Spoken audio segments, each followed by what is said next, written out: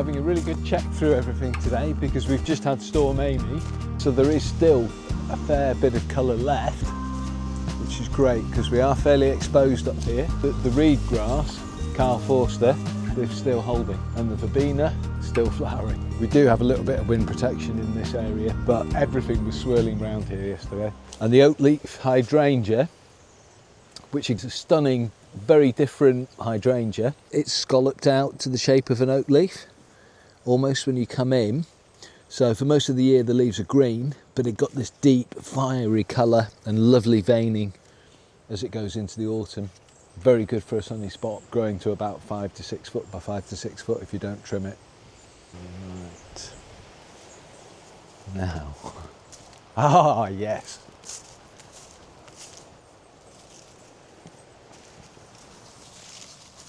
Let's try and get you out. So, these are now 2-year-old Malus Lisette, which is a lovely ornamental crabapple. Semi-dwarfing stock, so it's not going to get too huge, but it's quite a deep purpley green leaf for most of the year. And the new shoots when they first come out are quite a bright crimson colour, and then it fades to this darker colour. Now with a bit of cold and a bit of wind, you can really see the autumn colours starting to come. So this is absolutely vibrant. If you look at the different shades here, the different colouring, absolutely stunning. And again, tiny, small, almost cherry-like fruit, but that is actually a crabapple. Again, loved by the birds. They're not always going to last very, very long. This one we've been growing as a standard, so actually I'm going to pinch out those shoots lower down. I'll leave the few crabs on there, but we're trying to develop a head. So with this one, we've taken the shoots off the side of it to develop it up as a small standard tree for a garden. Malus Lisette, absolutely stunning autumn foliage just coming through there. We've just popped in here for a few minutes because the heavens have opened up again. Aster Befchateau, which is the one we're looking at just here. We've just used this plant this week. It's gone into the front garden that we've just done. We've used this for late season colour, and we've used this to contrast against the Rudbeckia. If you bear with me for 1 second. So, the garden we've just done, we've just used Aster, Rudbeckia,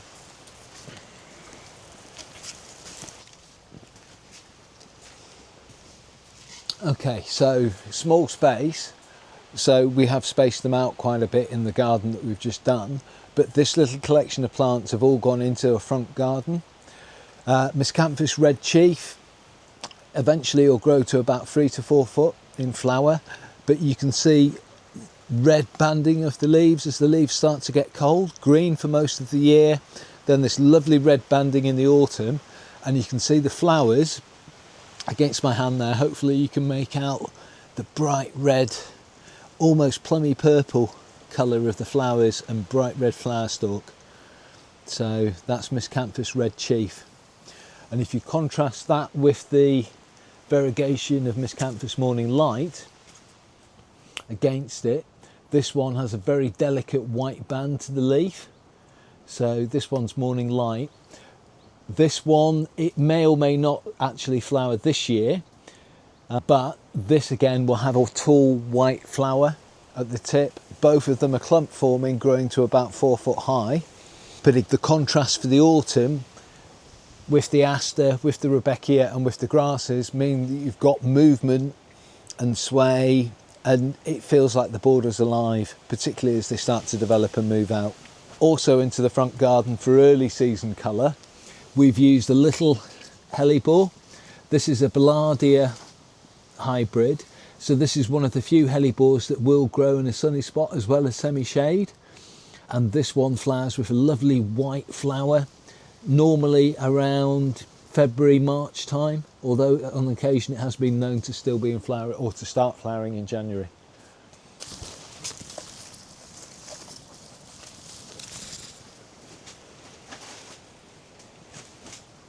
Almost for this time of year, you could, if you had a big enough container for the season, put all those together in a big pot as well. because it's a lovely contrast with the foliage.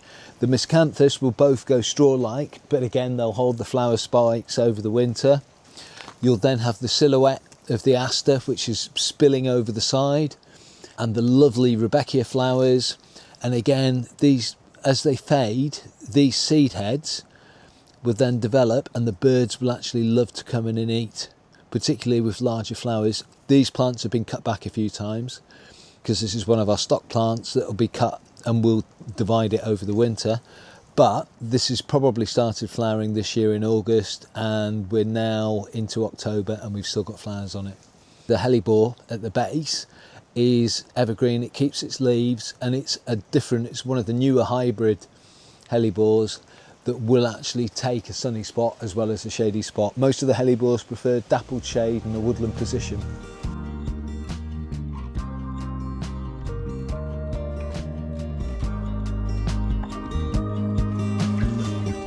So for the small garden that we did this week, we've used a large cotinus as a centerpiece for autumn colour. But another plant that is absolutely stunning, and these can be trimmed and shaped and kept at various sizes, but this one that I'm holding now is Parotia persica. It has fantastic stunning autumn colour, and it's another one, if you imagine that planted as a feature with grasses in between it and the tree grown up, this time of year, look at it's almost jewel-like, the colour at the top of the leaf there. These we're going to be caning up.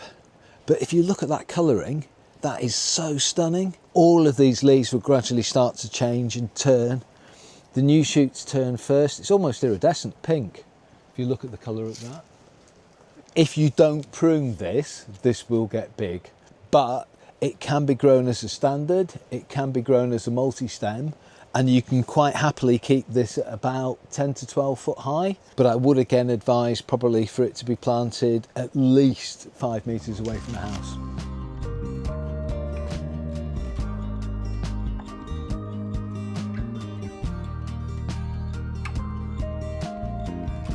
While we're in here, one very, very exciting thing, because it's not going to last forever, but it's just to say, now, this won't be for everybody, but personally, I absolutely love this. This is a 2 foot high growing perennial, forest perennial that will have a little tiny white flower. It's a variety called Gillina trifoliata. And in the autumn, you get a blaze of colour, very similar to when we were looking at the oak outside.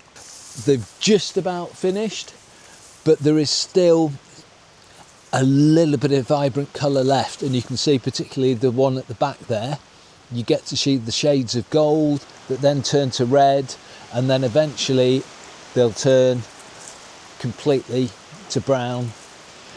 We would normally leave these up over the winter so that any seed heads can be eaten by the birds. Then in the spring we'd take everything down to about 2 inches from the ground. And I'm very sorry about the sound of the rain. Okay, so it's been a bit of a mixed bag today with a few different bits and pieces looking at different areas with the weather, etc. The problem is that I get distracted when things are looking so good. So, yes.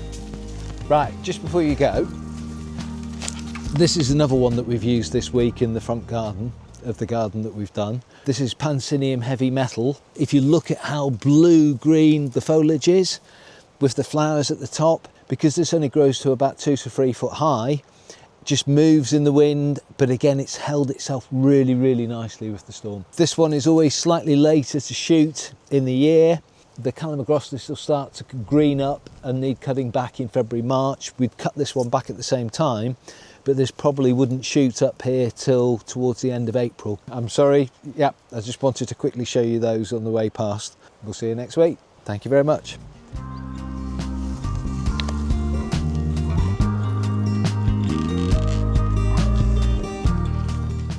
After store. Talking and walking. It's It's not challenging. Isn't it? It's like a 2-second shot, this is. Yeah, that's it. Done.